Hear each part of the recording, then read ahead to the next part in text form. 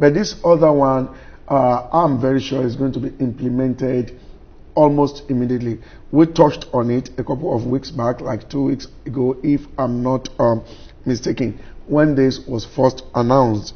And it is that the central bank announced that on some and of those electronics products by the banks, on some of those products, there is going to be outright removal of fees being charged.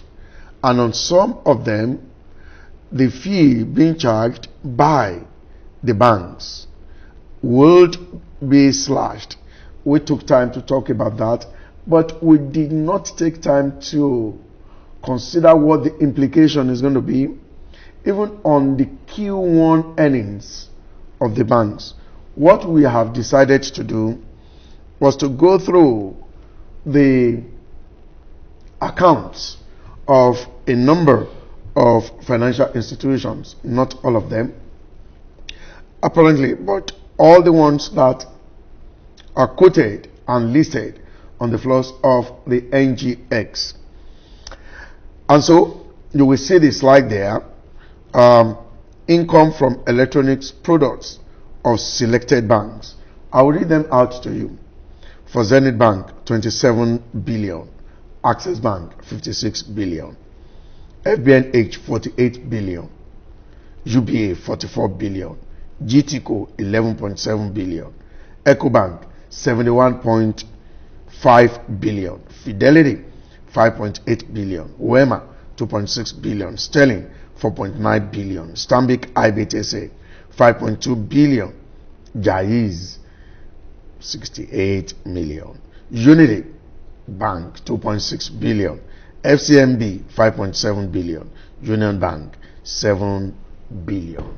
What will happen subsequently with the outright removal of some of these fees and with the slash of some of those fees, this income will definitely reduce, except if the financial institutions will have to kind of increase their level of activities, all right? But having stated this, having seen that they make a lot from such transactions and the money comes in free to them, and now the central bank is trying to control that, adjust that, reduce that, what do you think the implication is going to be on the finances of these financial institutions? I think in the short run, I might actually make this, their finances to look down. But what I always know about deposit money banks in the country, that they are very smart.